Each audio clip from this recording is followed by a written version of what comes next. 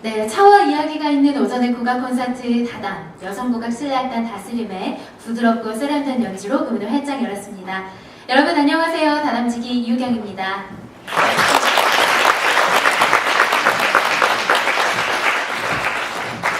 한 달 동안 잘 지내셨나요? 네. 한 달이 정말 금방 가죠?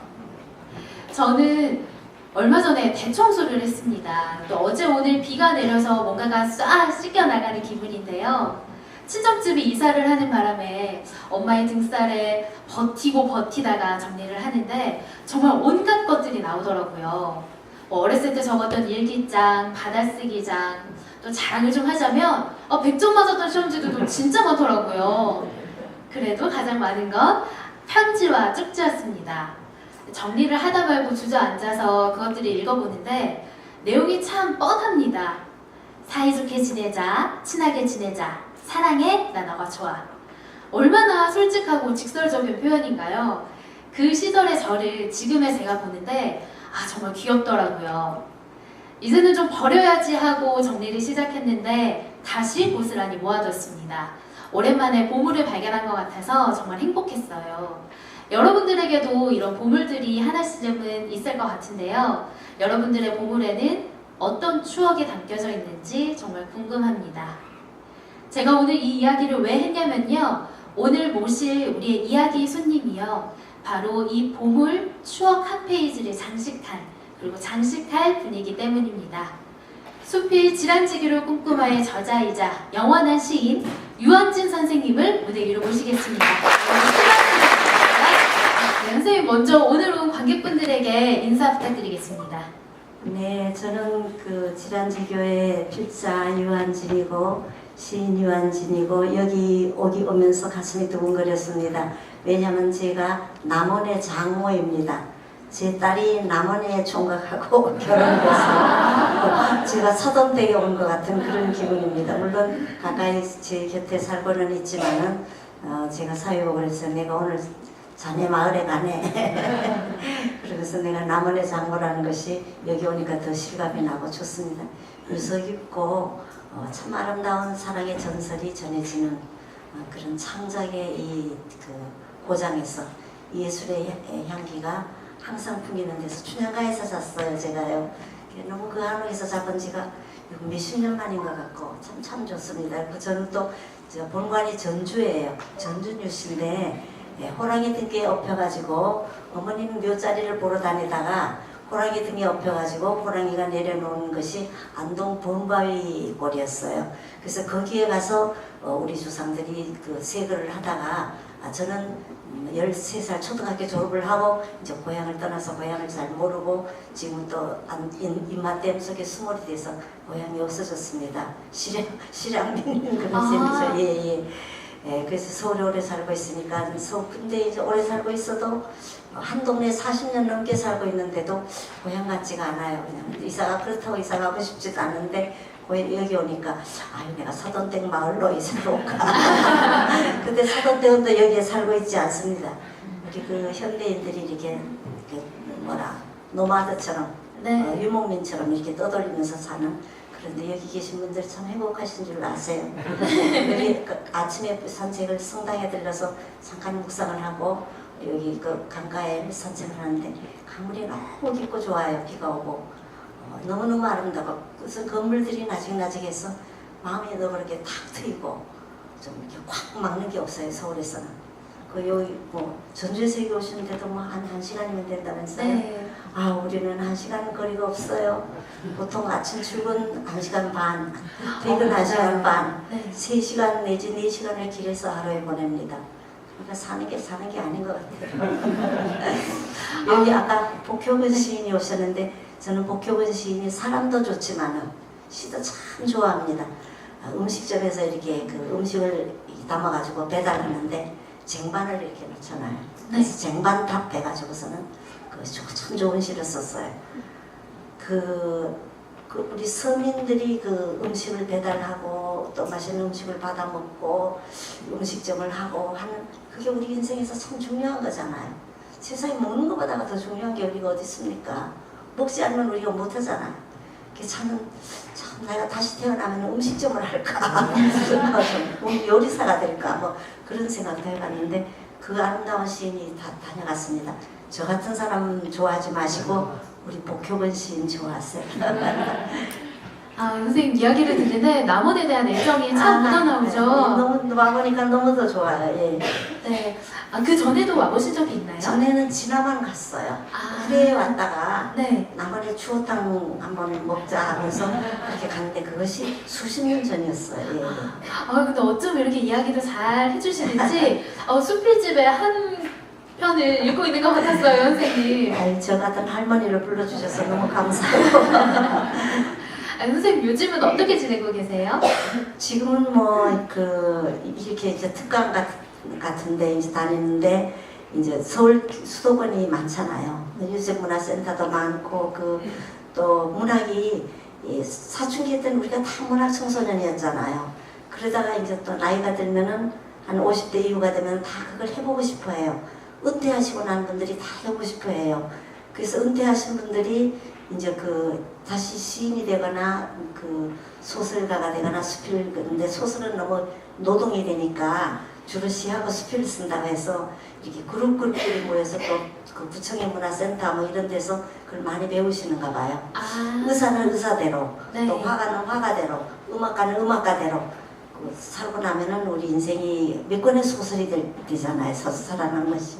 그러니까 그런 데 불려다니느라고 제가 정신이 없습니다. 아, 요새는 강연을 네. 그리고 은행 같은 데서도 맨날 돈하고 이 계산 그것만 하다가 전혀 꿈 같은 얘기, 사람 사는 아무것도 안 했는데 그게 의미를 찾으려고 하는 그런 문학의 얘기 같은 그런 걸 들으면은 무슨 청량제를 한 잔 마신 기분이래요. 그래서 은행이 제일 돈을 많이 줍니다. 늙어도 돈 많이 주는 데가 좋잖아요. 네. 그런데 뭐 이렇게 공무원, 뭐 심지어는 국어학원, 국어를 전공했는데도 글은 못 쓰는 분들이 있어요. 그러니까 어떻게 해서 국어를 안 했으면서도 글을 쓰느냐 해서 그런 교육원에도 불려다니고 뭐 제주도도 또 그 도서관에 갔다 도서관이 많아요. 그래서 도서관에 불려다니고 뭐 그런 짓을 하면서 삽니다. 학생들은 말을 잘 듣나요, 선생님? 예, 저는 이제 퇴직을 했기 때문에 네. 학교 강의는 안 해요. 학교 강의는 골치 아파요. 왜냐면 기획서를 써내야 되고 숙제를 받아야 되고 성적을 내야 되는데 여기 와서 이렇게 떠드는 거는 성적을 안 내도 되잖아요. 요걸 A 줄까 B 줄까 아스마스마스하게 그거 참 골치 아픈 일이에요. 근데 그런 걸 안 해도 되니까 더 좋습니다. 아, 선생님 근데 요새는 강연을 많이 다니신다고 했지만 글을 쓰신 지 벌써 50년이 53년, 80이죠? 54년째네요. 와. 50년 했으니까. 그냥 제가 좋았어요. 저는 전공이 발달 심리학입니다. 인생이 태어나기 전부터 수정체, 아버지 어머니의 그 정자와 난자가 수정해가지고 어떻게 발달하는가, 주로 신체 발달이 아니라 정서 발달, 마음의 발달, 지능 발달, 도덕성, 창의성 뭐 이런 발달이에요. 그래서 이제 죽을 때까지 이 발달 과정으로 보는 것이죠. 이제 그 발달 심리학을 전공했는데 참 재밌어요. 재미없은 것도 못했을 거예요. 그런데도 불구하고 왠지 시가 더 좋아요. 시가 더 좋고 글쓰기가 더 좋아요. 그래서 그 무엇도 되기 전에 23살 때 시인이 됐어요. 그래서 자기가 하고 싶은 거는 못 버리는가 봐요. 그거는 아무리 틈이 없어도 지가 하고 싶은 건 하게 돼요. 예. 그럼 선생님 제가 글을 쓰는 원동력은 뭘까요? 여쭤보려고 했는데 자기가 하고 싶은 것이 원동력인 것 같아요. 예. 생리적이 아닌가라는 생각이 듭니다. 재능을 타고났다는 게 아니라 하고 싶어 하는 것도 타고나지 않았나. 또 성장기에 부모님들이 책을 읽거나 전 할아버지가 한시하시거나 시조를 하셨거든요. 그리고 삼촌이 민요를 하고 국악 비슷한 걸, 경상도에서는 국악이라는 게 없었어요. 저는 국악을 너무 좋아해서 옛날에는 춘향전에 나온 사랑가, 지금은 사철가만 들으면 저는 눈물이 날라 그래요. 지금 사철가를 이렇게 좋아하는데 제가 그 좋아하는 인연으로 오늘 여기 앉게 되지 않았나라는 생각이 했는데, 제 친구 중에 하도 노래를 잘하는 손인식이라는 분이 계세요. 전주인가 어딘가 하더니요, 전북의 고향이신 분인데 글씨를 또 아주 잘 써서 뭐 대통령상도 받고 그런 분인데 그것이 생계가 안 돼요. 그러니까 이분이 인도네시아로 이제 이민을 가서 거기 있는 교포들한테 그 글씨를 가르치고 뭐 어떻게 하여튼 거기 가서 살아가요. 그래서 저한테 카톡도 가끔 오고 또 거기서 이제 써가지고 와서 이제 전시회도 하고 있는데, 그분이 사철가를 이렇게 잘 불러요. 그래서 제가 그분 보고 손현식은 명창이다. 시도 잘 써. 시인이기 전에 명창만 해라 하던 국창이라고 제가 올려줬습니다. 아, 참 잘 불러요. 참 잘 불러요. 그래서 내가 전시회 장소에서도 다른 말 하지 말고 그 사철 가면 불러요. 제가 그 노래를 그렇게 좋아하고 그 시인을 그렇게 좋아합니다. 아, 네. 선생님 국악도 참 사랑하시는 마음이 느껴져서 인연이 깊네요, 선생님 네. 오늘 다담과. 제가 그 한창기라는 분이 이쪽에 그 호남 분이에요. 우리 국악이 별로 그 관심을 끌지 못하던데 제가 40대였으니까 지금부터 한 30몇 년 전이죠.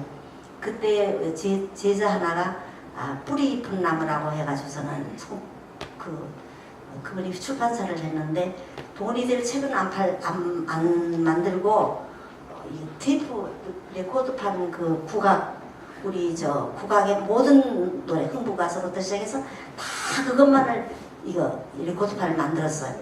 근데 우리 그 지금부터 30몇 년 전에 가난했다고요 그때요.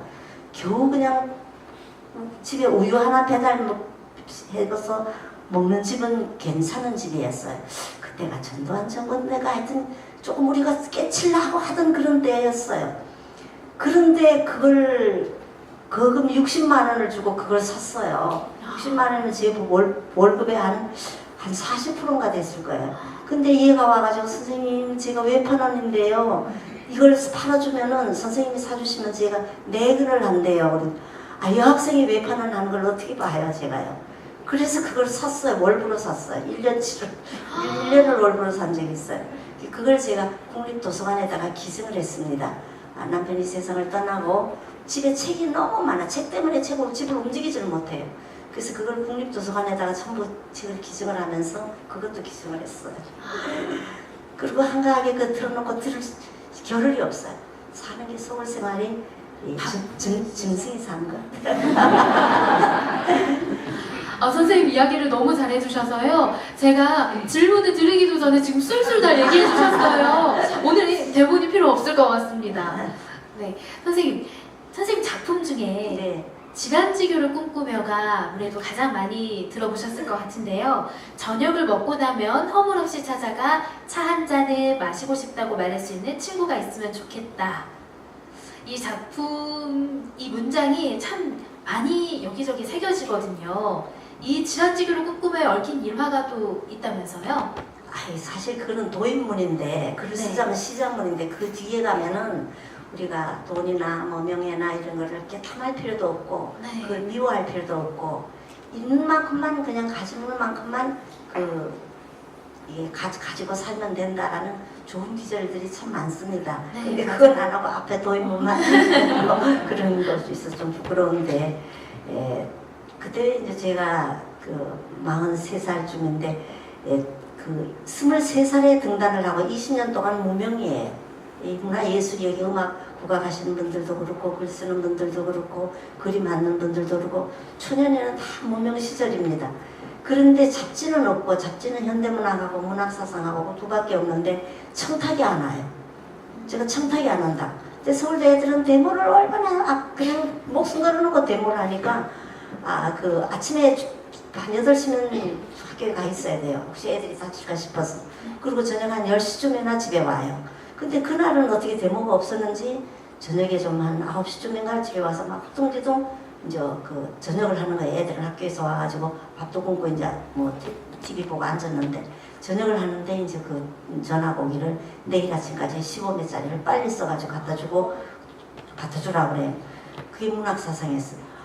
세상에 그런 잡지에서 오는 기회는 평생에 한 번인가 있을까 말까 하는 기회인데 너무 좋아가지고 쓴다고 했는데 하룻밤 사이에 써야 하잖아요.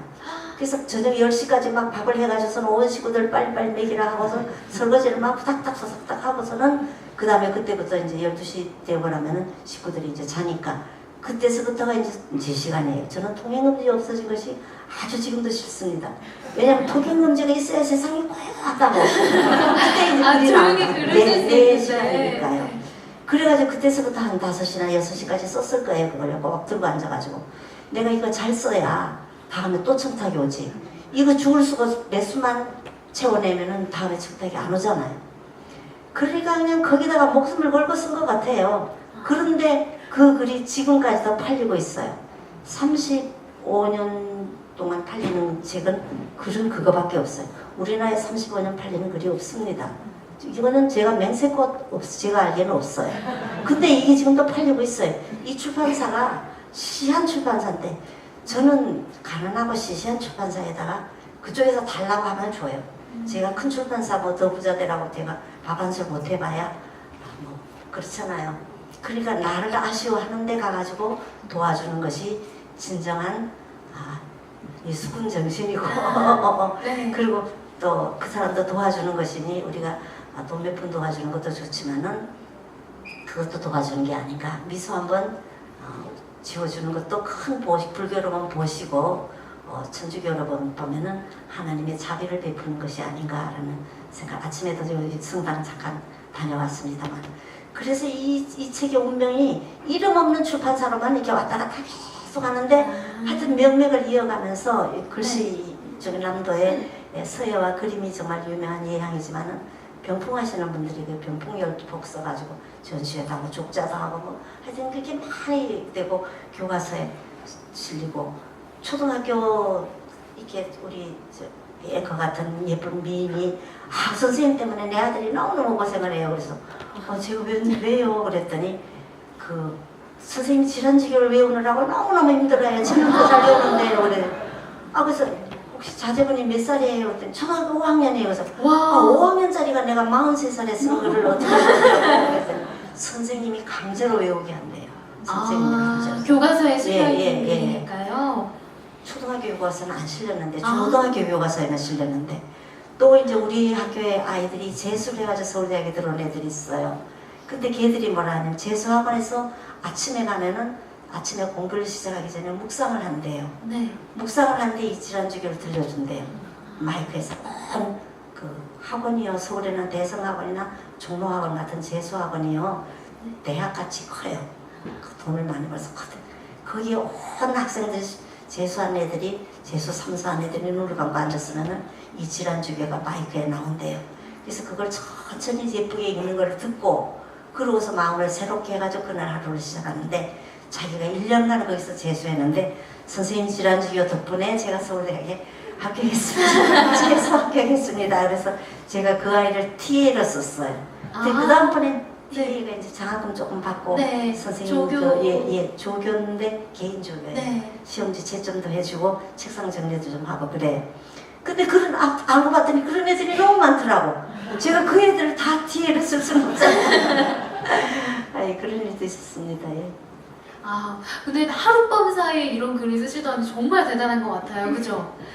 그럼 선생님 이 글이 쓰실 때 이렇게 35년 동안 사랑을 받겠구나 아셨어요? 그렇지도 않고 어떻게든지 잘 써서 잘 쓰기 위해서 기도도 드리고 그리고 뭐 명문이 되게 해달라는 그런 거는 없고 하여튼 읽는 사람에게 좀 도움되게 해줬으면 좋겠고 그때가 내가 43살이었으니까 43년이 내 인생의 43년이 거기에 녹아드는 거예요. 그 한 편의 글을 쓸 때는 그 사람의 과거가 전부 다 그게 녹아들어서 해요. 그림 그리는 사람도 그 순간 한 몇 시간 그린다고 해서 그려지는 게 아니라 그 인생 전체가 거기에 투입되는 거고 작곡하는 분들도 그렇고 창하시는 분들도 그럴 거라고 생각을 해요. 우리가 뭘 만들 때 어머니가 음식을 할 때 잠깐 주물럭주물럭 한 20-30분 해도 음식이 너무 맛있잖아요. 근데 그 어머니의 손에 어머니의 인생이 그게 다 녹아들어가지고 주물럭주물럭 해도 맛있는 것이지 그 20분 동안에는 안 되는 거예요. 그래서 그 사람과의 만남에 우리가 얘기를 해보면은 그 사람에 대한 뭐를 좀 되게 감이 잡히는 게 있잖아요. 이 사람 참 선량한 사람이구나.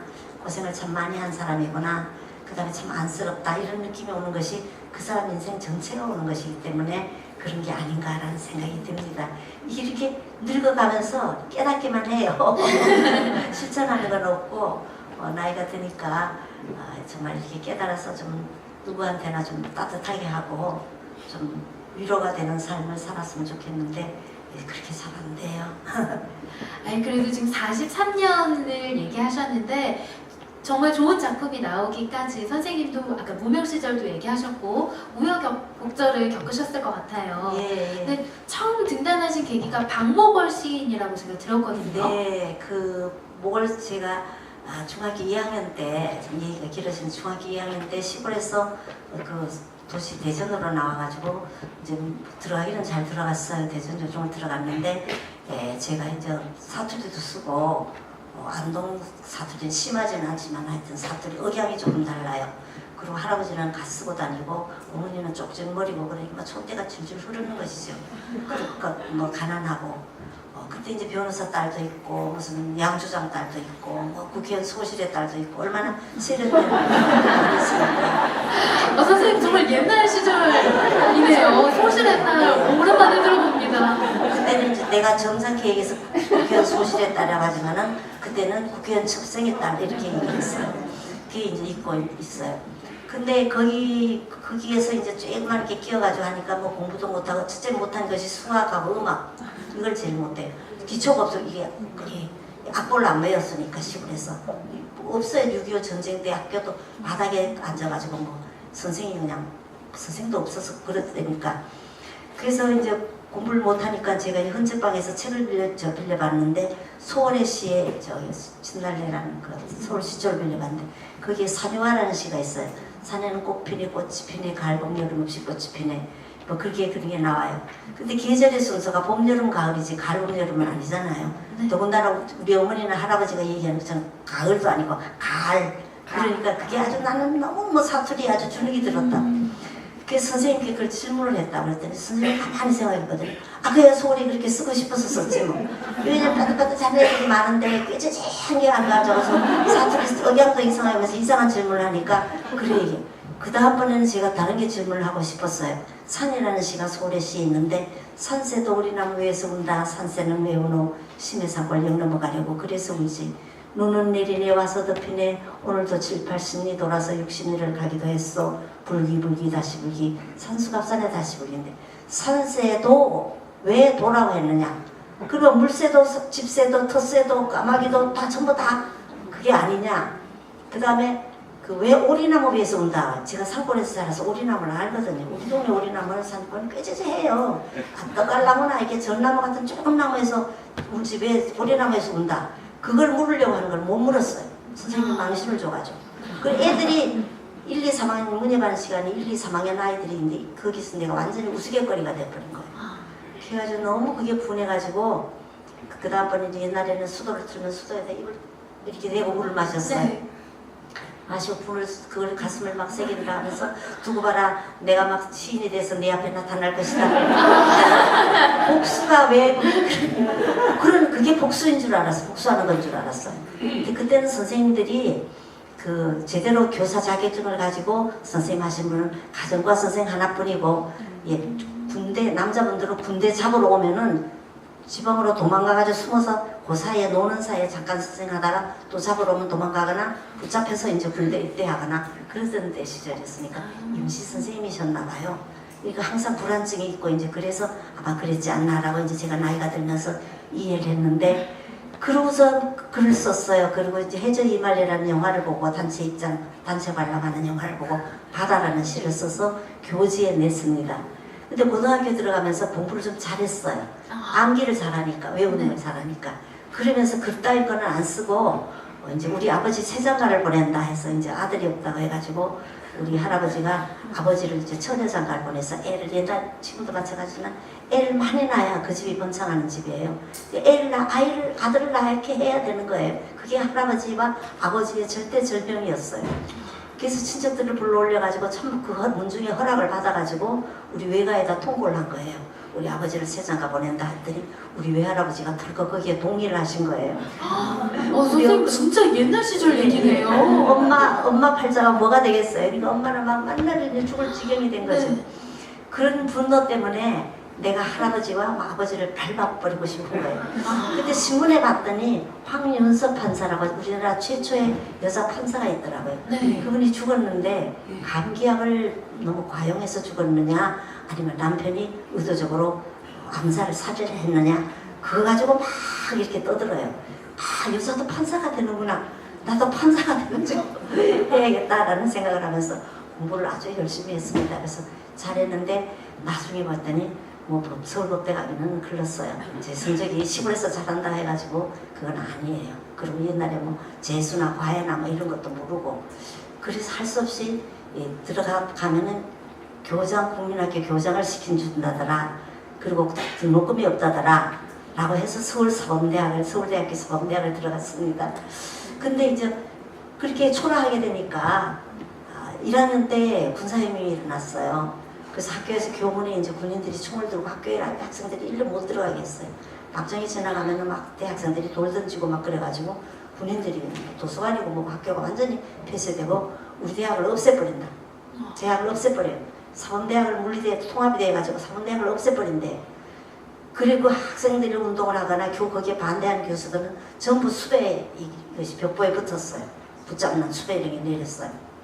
그때 이제 자취방에서 자취를 하면서 연탄불이 꺼지면 이제 굶고 그러죠. 그리고 저녁 때가 되면은 가정교사 학생이 하학을 해야 내가 가서 가르치니까 거기 가서 이제 가정교사라고 하는데 하루 종일 할 일이 없잖아요. 일기를 쓰는데 내가 옛날에 뭘 한다고 그랬지? 하다가 그 생각이 난 거예요. 시인이 된다고 그랬는데 해서 그 가정교사 월급 받아가지고 청계천에 헌책방이 쫙 있는데 가봤더니 현대문학이 나오더라고요. 이렇게 봤더니 거기에 박목월이라는 이름이 나왔어요. 고등학교 때 선생님이 자꾸 백일장에 나가라는 거예요. 그래서 난 판사 되려고 하는데 안 간다고 그랬더니 나갔다 오라는 거예요. 앞 떨어져 좋으니까 나갔다 오라는 거예요. 갔는데 이제 박목월 선생님이 심사를 했어요. 근데 제가 뭐 하기 싫어서 했으니까 붙을 리가 있겠습니까? 그런데 이분이 심사평을 하면서 계속 내가 쓴 시구절을 가지고 얘기를 해요. 그래서 저는 그걸 칭찬으로 받아들였어요. 그래가지고 박목월을 굉장히 좋아했다고. 그래 그 생각이 나가지고 대학에 다닐 때 박목월 선생님인데다 봤더니 한양대 교수가 돼 있더라고요. 그래서 편지를 썼어요. 내가 이런 기억하시느냐고. 기억할 리가 없죠. 근데 이제 나는 나 혼자의 생각에 갇혀 있으니까 길게 편지를 글씨 예쁘게 써서 보내고 나서 잊어버렸는데 어느 날 가정교사 갔다 왔더니 텐마루에 무엽서가 한 장 왔는데 육은 시장 노트 가지고 놀러 오기요. 난 시장 노트가 뭔지도 몰랐어요. 그래서 새로 노트를 써다가 막 일기장에 시 같은 걸 쓴 걸 갖다가 베껴가지고 그걸 가지고 한양대학을 물어 찾아갔어요. 근데 이제 방에 불이 켜 있는 걸 봤는데 문을 놓고 할 용기가 안 나는 거예요. 가만히 그냥 무작정 복도에 서 있었더니 선생님이 펄떡 나오시더니 키가 크고 이게 좀 살이 쪄가지고 이제 퉁퉁하면서 머리를 이제 스포츠 컬러로 깎았어요. 스포츠로 이렇게 깎았는데 붓끝 보고 지나가시더라고. 그래서 가는 거 부르지도 못하고 그냥 가만히 있었어요. 그랬더니 한참 있자 돌아오시더니 자네가 유군인가 자네가 유군인가 그러더라고요. 네 그랬더니 가자 그러더라고. 데리고 가서 이제 종로 화신백화점 뒤에 가면 이문설렁탕이라고 아주 유명한 설렁탕이죠. 글로 데려가셨어요. 정차를 타고 그때는 전차에 타고 갔는데 그때 거기서 이제 테이블이 이렇게 무지박지하게 요즘 같으면 좀 테이블도 가깝고 이런데 이렇게 갔는데 설렁탕 두 그릇 시켜서 선생님 저기 앉고 나는 여기 앉아서 먹는데 소금 그릇을 딱 갖다가 치고 나서 당신 옆에다 쫙 끼고 나한테 안 밀어줬어. 내가 일어서서 가져오지도 못하고 옆 테이블에 가져오지도 못하고 그냥 맨설렁탕을 그걸 막 대답을 질문하면 아버지 뭐하노 뭐니 저 자취하나 데모도 하나 뭐 이러고 묻는데 뭐 대답을 어떻게 하는지 모르면서 하여튼 그러니까 설렁탕을 먹었겠습니까? 막 땀 뻘뻘 흘리면서 그래서 그때가 5월인가 6월인가였어요. 찔레고 필 때 그걸 보고 선생님이 저런 숙맥은 바보예요. 경상도서는 숙맥을 바보라고 그래요. 바보를 숙맥이라 저런 숙맥이니 신은 곧잘 쓰겠다. 왜냐면 시골 애들 서울 와서 되바라진 애들이 많은데 저렇게 어리석은 거 보니까 신은 무직하게 잘 쓰겠다. 그 후에 선생님 댁에 원고까지 오라고 가면은 선생님 그 부인 사모님 보고 뭐라 하냐면 왔대이 저기 맨설렁탕 먹은 숙맥 왔대이. 그래서 저를 좋게 봐주셔가지고 저를 추천을 해주셨습니다. 이렇게 얘기를 듣는데요. 저 소설 한 편을 읽은 것 같아요, 선생님. 어쩜 이렇게 이야기를 재미나게 잘해주시는지. 망신준 선생님 은사 그분하고 박목월 선생님 이 두 분이 저를 시인으로 만든 것 같아요. 우리가 망신당하면은요 고맙다고 생각을 하면 돼요. 네. 저희도 그 선생님께 갑자기 감사하는 마음이 드네요. 이제 선생님 이야기를 듣고 좀 마음도 편안해지고 즐거운 시간이었는데요. 이 기세로 몰아서요, 선생님. 이제 음악을 잠깐 듣고 오는 시간을 가져보도록 하겠습니다. 이번에는 여성국악 신라악단 다스림이 선보이는 천년 만세에 의한 실내악 듣고 오겠습니다. 여러분 큰 박수 보내주세요.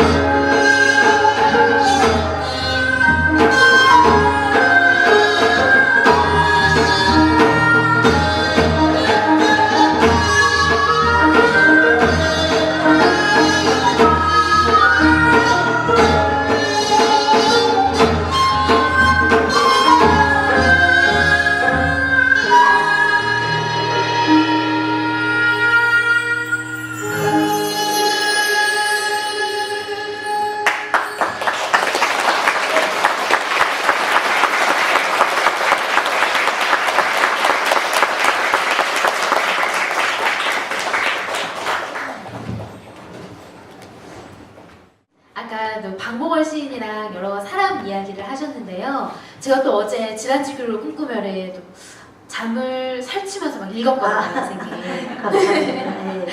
그래서 참 너무 좋았는데 읽다 보니까 사람에 대한 이야기가 굉장히 많더라고요. 또 선생님이 사람은 상품이 아니라 작품이다. 네. 이런 이야기도 네. 하셨는데 선생님 삶을 이렇게 돌이켜 봤을 때 가장 기억에 남는 사람은 누가 있을까요? 그 만난 분 중에서 기억에 남는 사람도 있지만은 네. 그 작품 못 만나고 역사적인 인물 중에서 이제 기억에 남는 사람들이 많지요. 이제 뭐 이리 금방 생각 안 나지만 사실 우리는 인간이 사람이 제일 중요합니다. 그 하느님이 창조를 하실 때 사람이 제일 중요하다 해서 맨 마지막에 만드셨잖아요. 저는 시도 쓴 적인데 하나님 사람이 중요하다면서 제일 처음 만드셔야지요. 왜 제일 꽁치로 만드셔놓고 사람이 중요하다고 합니까?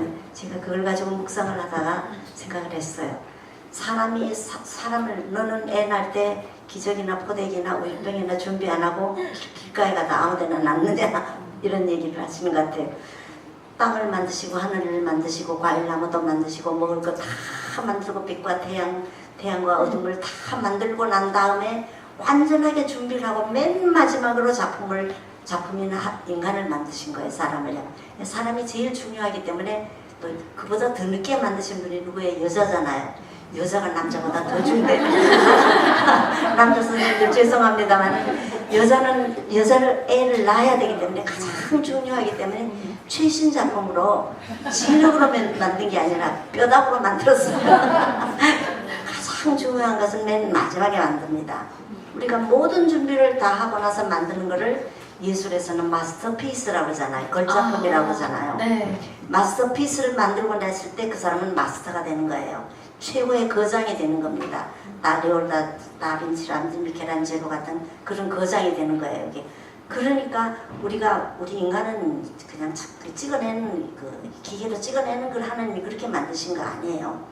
제가 이렇게 늙고 병들고 못났지만은 쪼그라들었지만은 하나님 보시기에는 너무너무나 예쁜 거예요. 이렇게 우리 각자가 소중하게 내가 잘 나갈 저는 제 아이들이 남매거든요. 손자, 손녀 둘이고 딸애는 아직도 이제 아기가 없어요. 근데 걔들 보면은 걔들이 나한테 잘해가지고 이쁜 게 아니에요. 그 외국에 아들이 콜롬비아 대학 교수라서 외국에 살고 있는데 제가 뭐 빽이 있어야 서울대학 출신들은요. 서울대학에 자리 없으면 못 와요. 서울대학 자리는 국가에서 자리를 줘야 된다고. 근데 그만큼 자리를 줄 만큼 우수하지 않으니까 못 오고 또 사립대학이나 이런 데 또 못 가고 그러니까 이제 거기서 오라고 하니까 거기 가서 콜롬비아 대학 교수인데 제가 걔들이 저한테 효도하는 거 하나도 없어요. 아들 녀석은 전화 한 통 안 해요. 내가 이메일 보내도 답도 안 해요.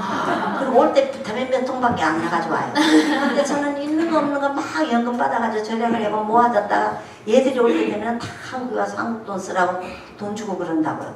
그리고 며느리 생일, 아들 생일, 손자 생일, 손녀 생일에 또 은행에 가서 또 돈을 붙인다고. 그러면은 은행 직원 이걸 한꺼번에 붙이면은 송유가 적게 드는데 왜 따로 네 사람 따로 붙입니까? 그러니까 따로 붙여줘야 저들 기분 좋으라고. 하느님도 우리한테 그런 것 같아. 그만큼 걔네들의 존재는 우리한테 작품이에요. 작품. 내가 어떻게 해서 얘를 낳지? 어떻게 해서 하나님이 이런 애를 주셨지? 저는 빌딩 100채보다가도 손녀 하나가 더 귀해요. 내가 빌딩 100채에서 뭐합니까? 제가 관리도 못하는데 그거에서 뭐예요? 금덩어리가 산만큼 하면 제가 그걸 뭐합니까? 아들 하나가 낫지, 딸 하나가 낫지. 너무너무 인간보다 더 소중한 존재가 없어요. 그러니까 우리는 신의 작품입니다. 이게 하나하나가. 이렇게 미인이 아니어도 이렇게 미인은 더 작품이겠지만 미인이 아니어도 존재만 자체만으로 하나님은 우리를 기뻐하신다. 보기만 해도 입이 하 벌어지고 걔네들 이름만 들어도 입꼬리가 어느 정도 귀로 돌아가는 신도 우리 참 부모님이시니까 그러리라고 생각을 해요. 지금 자식을 키워봐야 하나님을 아는 것 같아요. 그런 작품인데 인간의 작품인데 그 작품이 함부로 자기 몸을 상하게 하거나 효행에 보면 있어요. 신체 발부는 수지 부모이니 불가매상이 효지시하라. 우리 몸은 부모로부터 받은 것이니 회상하지 않는 것이 손 다치지 않는 것이 부모의 효도의 시작이라고 그래요. 자식에게서 제일 화나는 것이 다치는 거예요. 그러니까 병들지 마세요. 아프지 마세요. 건강관리 잘해가지고 감기 들지 마세요. 그것이 부모에게 최대의 효도예요. 그 사람 뭐 사드리고 이거는 아무것도 아니고 부모가 그거 받아가지고 뭐 하겠어요. 도로 돌려주지, 붙여가지고 돌려주거나 싫어도 좋다 그러고 좋아하는 거예요. 내가 필요 없는 건데도 좋다 그러고 기분 좋아하는 거는 그 마음을 받아가지고 그렇지 그 물건이 필요해서가 아니에요. 이 인간은 작품 전체로서 우리가 정말 유일무이한 작품. 손금을 보면은요 60억 인류의 손금이 다 달라요. 제 손금 10개가 다 달라요. 우리 지문 이거 찍잖아요. 다 다르다. 60억 인류가 하면은 이게 60억 개니까 60억 개 10번이니까 얼마예요? 나는 나 같은 머리를 계산도 못하는데 다 소중하게 그렇게 신이 만드신 거예요. 그런데 누구를 죽이고 그냥 자기를 몸을 상해하고 이런 거는 정말 신의 뜻이 아니에요. 우린 작품이에요. 작품.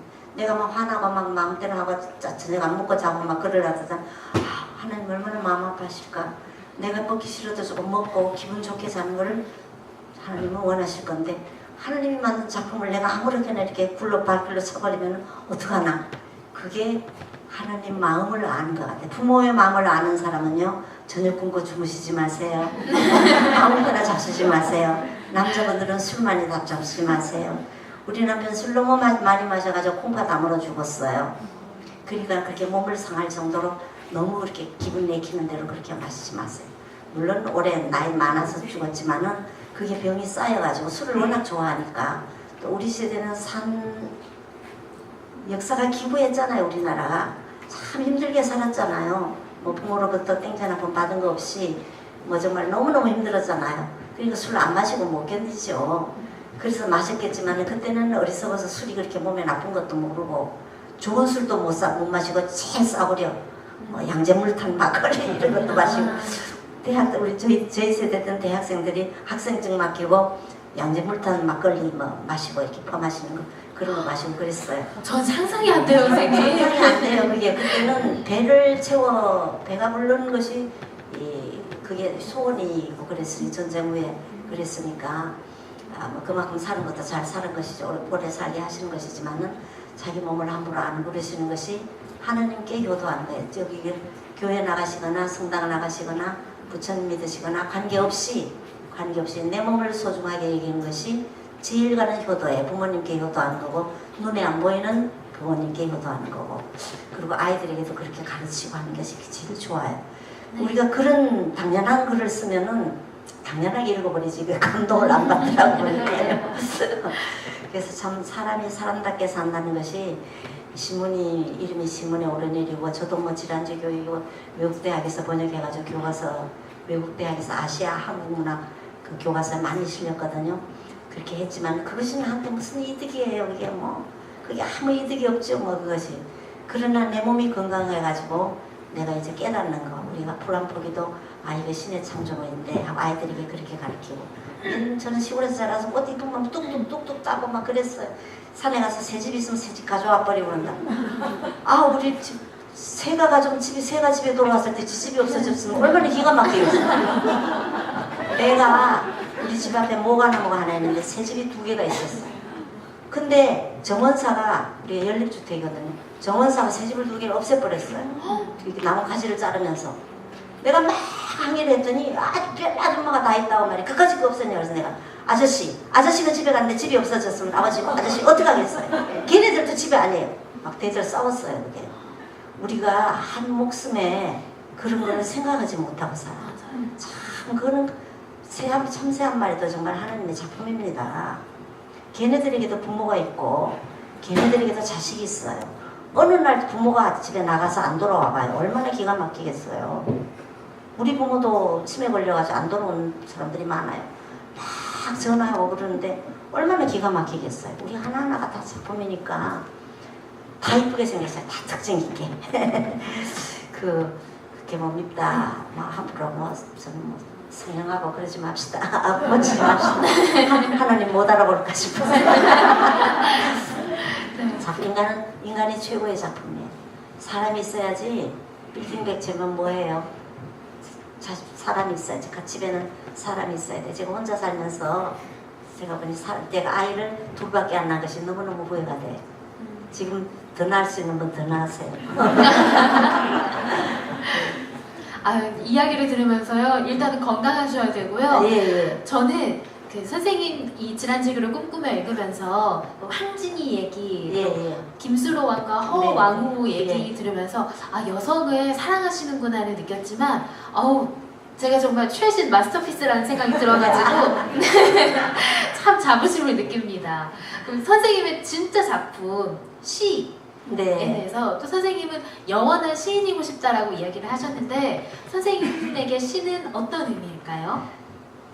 그게 미쳤다고 할까요? 제가 얘기했죠. 전공이 발달심리학이고 저를 밥 먹여주는 것이 직업이었으니까 발달심리학 교수고 그 아동학 중에서 발달심리학이니까 제가 사실 교육심리학과에 졸업했거든요.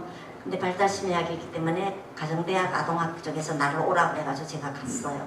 이게 참 사람의 인연이라는 게 어떻게 되는지 몰라요. 하여튼 근데 시는 제가 좋아가지고 쓴 거예요. 제가 어떻게 해서 시를 좋아하게 됐는지 모르겠어요. 하여튼 어려서 할아버지부터 천자문을 배웠는데 천지현황 우주홍황 이게 시잖아요. 사음절과 한시잖아요. 거기서 배웠는지 어머니가 내방 가사를 이제 그 안동지방에는 여자들이 화전가 사친가 부모님을 친정 시집와서 부모님을 요즘처럼 마음대로 못 만나잖아요. 그러니까 부모님을 생각하는 노래 사친가 사오가 한 마을에 여러 친구들이 자라는데 시집을 막 여러 대로 다른 성씨들로 가니까 만나지 못하잖아요. 그리고 소꿉친구들 생각하는 노래 그런 걸 내방 가사 형식으로 정철의 송강 가사 이런 식으로 이렇게 쓴 게 있어요. 그런 걸 읽으면서 또 그런 걸 지으면서 눈물을 훔치고 이제 치마꼬리로 이제 부엌에서 눈물을 훔치고 그러시더라고. 그 가락에 취했는지 어쩌는지 모르지만 하여튼 제가 소월시를 만나기 전에는 그런 거밖에 없었고 소월시를 만나서는 소월시가 외우기 좋은 저절로 외워지는 네. 그런 민요조잖아요. 그러면서 소월시의 가락이 그렇게 좋고 조금 슬프고 그런 것이 이제 조금 좋고 그랬어요. 그래서 근데 이제 제가 그냥 그 학교가 휴교가 되고 우리 사범대학이 없어진다 그랬는데 누가 살렸느냐 하면은 지금 텔레비 방송에 나오는 김종필 씨 있지요.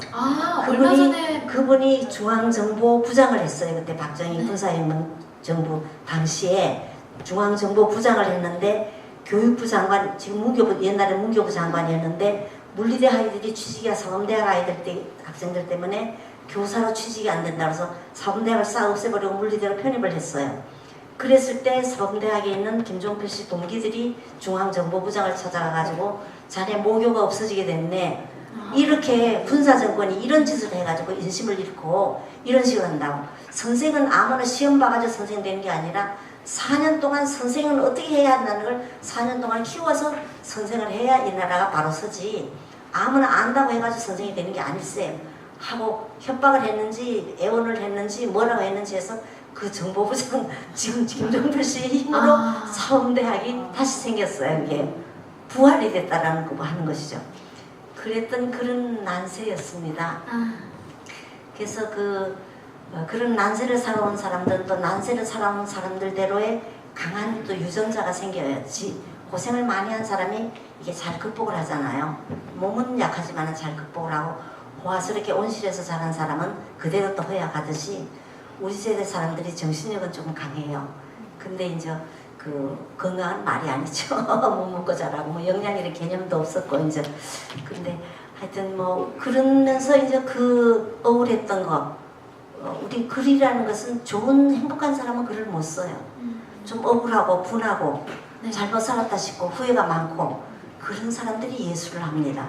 거기다 글재주가 조금 있거나 그런 그림은 물감도 있어야 되고 밭대기도 있어야지만은 그런 볼펜 하나하고 광고지 뒤집으면 아무데나 글 써요. 광고지 뒤집으면 아무데나 씁니다. 제일 돈이 안 드는 데가 글이에요. 그러면서 이제 저도 그림을 그리고 싶었는데 하여튼 그림은 색연필도 없었으니까 우리 딸이 이제 그림을 했죠. 그리고 이제 그러면서 글을 쓰게 된 것 같아요. 두루두루 따지면 저한테 망신준 선생님 그 이름은 그 선생님하고 네. 저를 이제 끌어주신 박무월 선생님 네. 이 두 분이 이제 저에게 스승이라고 생각을 합니다. 네. 저는 오늘 선생님 이야기를 들으면서 시인이라고 하면 좀 다가가기 어렵고 뭔가 모르게 거리감이 느껴졌는데 참 편안해지는 시간이 아니었나 합니다. 오늘 선생님이랑 또 시와 더 가까워지고 시를 사랑할 수 있게 되는 시간이었던 것 같아요. 제가 너무 떠들었어. 나이 든 할머니는 잔소리가 많아요. 오늘 유한준 선생님 모시고 질환지교로 꿈꾸며라는 주제로 이야기를 나눠봤는데요. 여러분 즐거우셨죠? 네. 네, 술과 친구는 오래될수록 좋다는 말이 있는데 저와 다담도 여러분들에게 그렇게 오래 남았으면 좋겠습니다. 선생님 이제 마지막으로 앞으로의 계획과 관객 여러분들께 끝인사 부탁드려요. 네, 너무 반갑고 감사하고요. 또 서돈댁의 동네에 오니까 제가 더 흥분이 돼서 더 주책을 많이 했던 것 같습니다. 근데 저는 말 많고 그런 것이 좋습니다. 왜냐면 여기 와서 점점 빼면은 점점 빼라고 여기다 갖다 불러놓은 건 아니잖아요. 너무 좋아요. 점점 빼는 사람이 싫어요. 그 밑에서 내가 또 점점 빼는데 그 주변에 있는 게 즐겁게 해주는 게 좋습니다. 그래서 저는 언제 어디서 누구와 무엇을 하든지 주님의 하나님의 평화를 끼치는 사람, 하나님의 기쁨을 끼치는 사람, 하나님의 즐거움을 끼치는 사람으로 살게 해달라고 내 아이들을 위해서도 기도하고 나도 그런 사람이 되고 싶습니다. 그러려면 제가 이렇게 수다도 떨고 주책을 부려야 하는 것 같습니다. 정말 별말이 아니고 인생 살아온 별것 아닌 사람의 얘기를 들어주셔서 감사하고 너무나 반갑습니다. 다시 올 기회가 있으면은 또 건강하게 우리 또 다시 만나십시다. 건강하십시오. 감사합니다.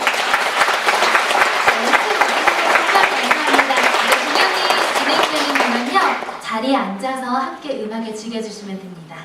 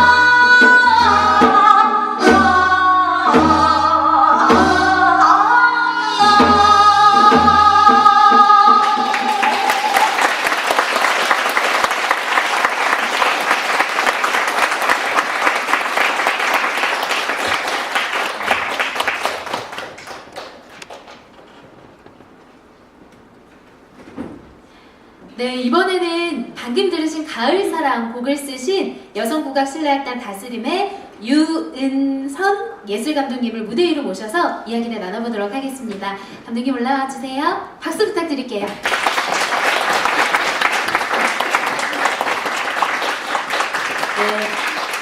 감독님 좀 가운데로 오실까요? 네, 먼저 관객 여러분들께 인사 부탁드립니다. 네, 안녕하세요. 반갑습니다. 남원에서 정말 그 춘향이와 관련된 분들을 뵈니까 영광이라는 생각이 듭니다. 반갑습니다.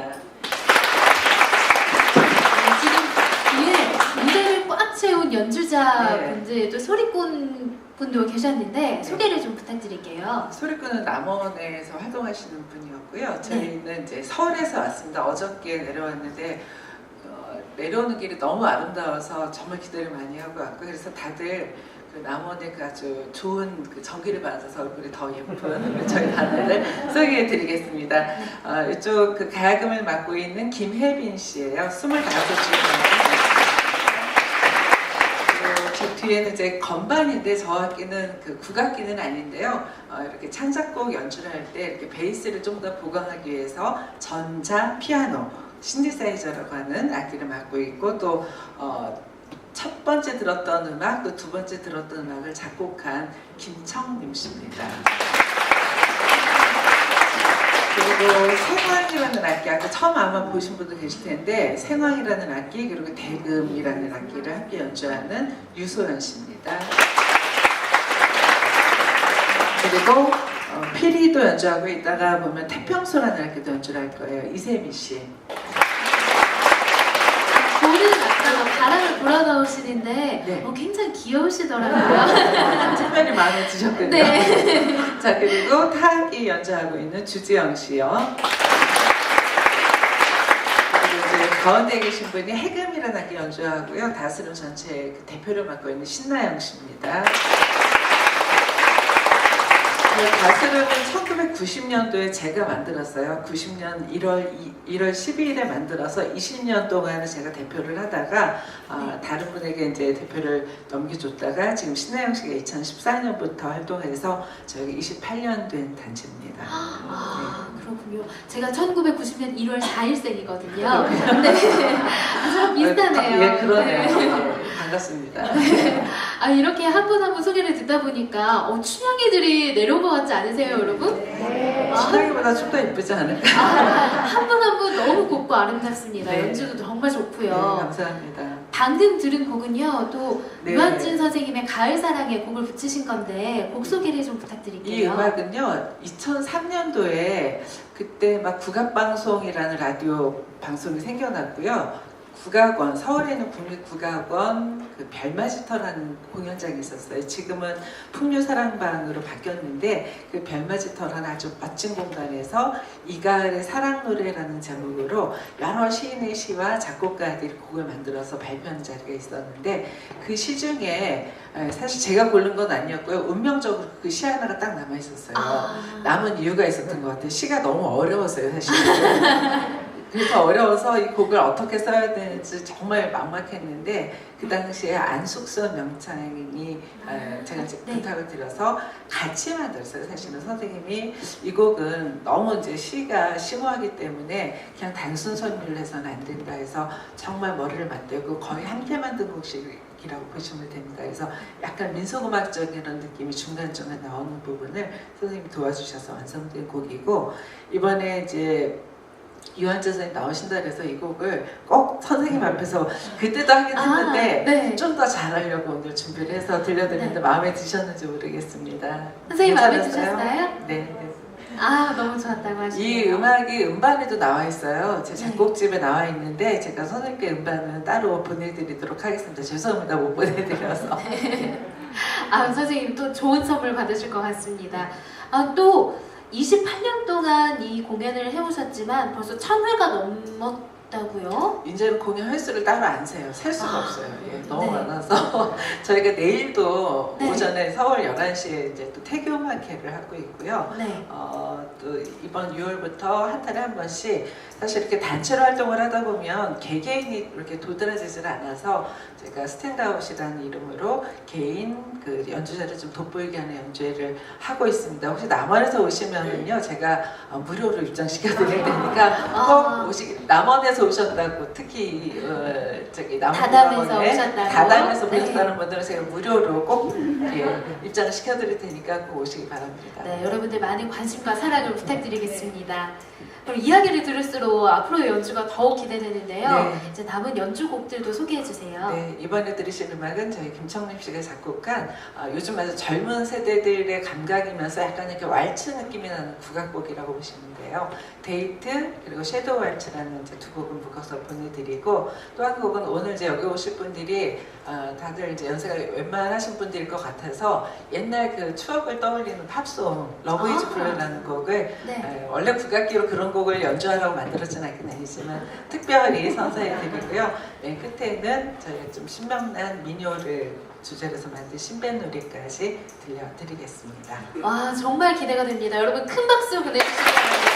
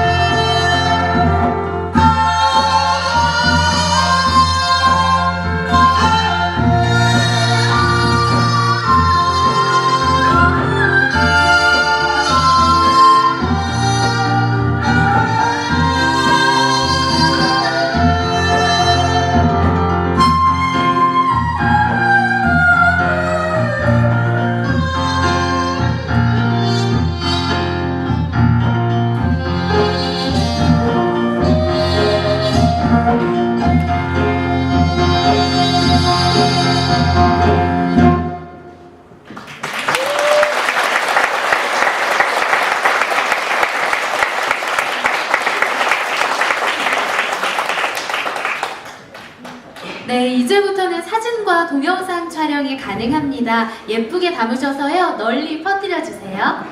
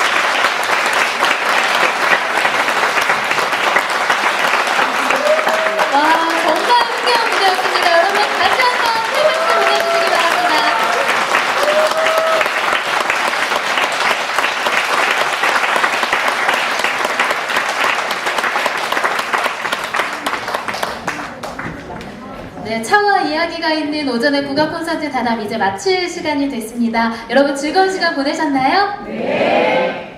네, 7월에는요, 영화 재심의 실제 주인공 박준영 변호사와 법은 누구를 위해 존재하는가 라는 주제로 함께하고요. 우리 음악 즐기기에서는 검은고 연주자 김준영 씨의 멋진 무대가 펼쳐집니다. 나가시는 길에 예약을 하시면 더욱 좋겠죠? 네. 또 국립민속국악원에서요, 안숙선 명찬과 함께하는 화용도 타령 공연이 7월 6일 금요일, 7월 7일 토요일에 있다고 합니다. 요즘 젊은이들 단어로 귀호강이라고 하는데요. 여러분 많은 관심 부탁드리겠습니다. 오늘은 한국과 독일의 월드컵 경기가 있는 날입니다. 요즘 밤마다 바쁘시죠? 축구 보느라. 좀 힘든 상황이지만 그래도 우리 태극 전사들 힘내라고 오늘 한마음으로 모여서 응원을 했으면 좋겠습니다. 오늘 다담에서 준비한 내용은 여기까지고요. 오늘도 함께 해주셔서 정말 감사합니다. 7월에 뵐게요.